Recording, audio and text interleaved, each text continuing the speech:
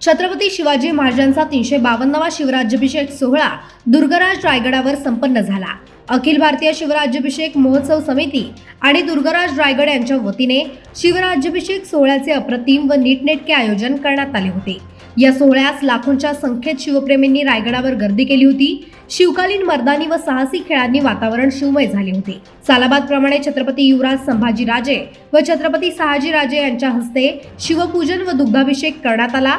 यावेळी महाराष्ट्रातील शाहिरांनी पोवाडे सादरीकरण करून वातावरण निर्मिती केली। यावेळी घोषणांनी किल्ले रायगड दणाणून निघाला होता। टीका करणाऱ्या आमदारांच्या निवडणुका होईपर्यंत सुनील तटकरे चांगले आणि जेव्हा पालकमंत्री पदाचा विषय आल्यानंतर सुनील तटकरे वाईट हे रायगडमधील शिवसेनेच्या 2 आमदार व मंत्री भरत गोगावले यांनी दाखवून दिले आहे।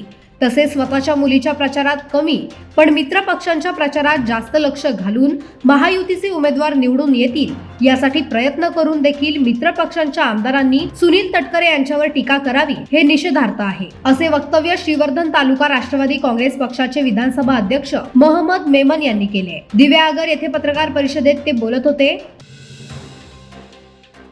पोलादपूर एमआयडीसी परिसरातील काळसर केमिकल वेस्ट पांढऱ्या रंगाच्या बॅग्समध्ये भरून बिनधास्तपणे पोलादपूर वाई सुरूर मार्गाशेजारी टाकण्याचे कारनामे सुरू आहेत। यामुळे नळ, बोरवेल, नद्या, नाले यामध्ये रासायनिक पाण्याचा प्रभाव जाणवू लागला आहे। कापडे नाक्यावरील श्याम एंटरप्राइजेस दुकानाच्या मागच्या बाजूस अज्ञात इसमाने केमिकल वेस्ट टाकल्याने कापडे ग्रामपंचायत हद्दीतील काही वाड्यांमध्ये बोरवेलचे लालसर रंगाचे पाणी आल्याची घटना घडली। या पाण्याचे नमुने तपासणीसाठी पाठवले असून संबंधितांवर कारवाई करण्याची मागणी जोर धरू लागली आहे। रायगड जिल्ह्यातील अष्टपैलू व बहुआयामी व्यक्तिमत्व ॲडव्होकेट मंगेश नेने यांना महाराष्ट्र पत्रकार संघाच्या वतीने राष्ट्रीय स्तरावरील कोकण रत्न पुरस्कार 2025 ने सन्मानित करण्यात आले।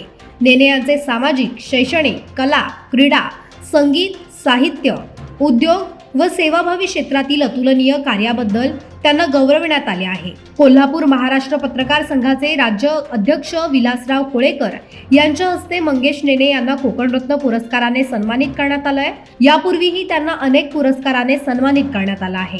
वडिलांनी चालवलेला समाजसेवेचा वसा आजही ते पुढे चालवत आहेत। उरण तालुक्यातील नागाव गाव हे निसर्गरम्य ठिकाण आहे।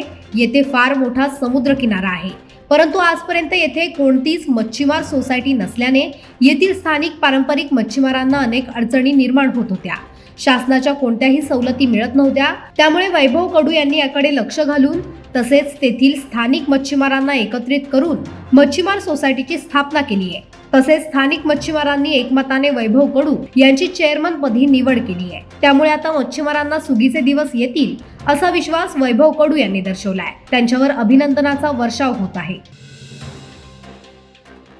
नागोठण्यातील हायवे नाका परिसरात असलेल्या महामार्गावरील उड्डाण पुलाखाली कंपन्यांचे टाकाऊ पदार्थ वाहून नेणारे डंपर क्रमांक MH06 BD 1297 तासनतास उभे करण्याच्या प्रकारात वाढ झाली आहे। 2 दिवसांपूर्वी 4 मे रोजी सकाळी असाच एक महाकाय डंपर पुलाखाली उभा करून चालक अनेक तास गायब झाला होता। तोपर्यंत त्या डंपरमध्ये द्रव्य स्वरूपात असलेला टाकाऊ पदार्थ डंपर मधून गळती होऊन तेथे घाण तसेच प्रदूषण झाले होते। या डंपरच्या दर्शनी भागात धावीर एंटरप्राइजेस व बाजूला फलक्यावर हजार्डियस वेस्ट असे लिहिलेले असल्याने हा डंपर रोहा भागातील असल्याची दाट शक्यता आहे। या बेशिस्त वाहनांवर कारवाई करण्याची मागणी होत आहे। नागोठणे रिलायन्स इंडस्ट्रीज लिमिटेडच्या नागोठणे मॅन्युफॅक्चरिंग डिव्हिजनमध्ये कार्यरत असलेल्या कामगारास पुन्हा एकदा भरीव पगारवाढ मिळवण्यात कामगार संघटना फोरम यशस्वी झाली आहे। रिलायन्सच्या येथील कामगारांना CTC प्रमाणे सरासरी 16,500 एवढी भरघोस पगारवाढ झाली आहे। या करारामुळे वेगवेगळ्या श्रेणीतील कामगारांचे मासिक वेतन रुपये 70,000 ते 1.25 लाख रुपयांच्या वर होणार आहे। तर या करारामुळे थकबाकीच्या स्वरूपात कामगारांना लाखोंची लॉटरी लागली असून 2.5 ते 3 लाखांच्या वरील रकमेची थकबाकी कामगारांच्या खात्यात जमा झाली आहे। यामुळे कामगारांमध्ये आनंदाचे वातावरण आहे। रायगड जिल्ह्यात दिवसेंदिवस शिवसेना व राष्ट्रवादी काँग्रेस पक्षातील वाद विकोपाला चाललाय। शिवसेना व राष्ट्रवादी काँग्रेस पक्षातील नेत्यांसहित पदाधिकारी व कार्यकर्त्यांमध्ये कलगीतुरा रंगला आहे। शिवसेना पदाधिकाऱ्यांनी पत्रकार परिषद घेत खासदार सुनील तटकरे यांच्यावर जाहीर टीका केली। त्यावर संतप्त झालेल्या राष्ट्रवादी काँग्रेस पदाधिकाऱ्यांनी पत्रकार परिषद घेत शिवसेना पदाधिकाऱ्यांना सज्जड दम भरलाय।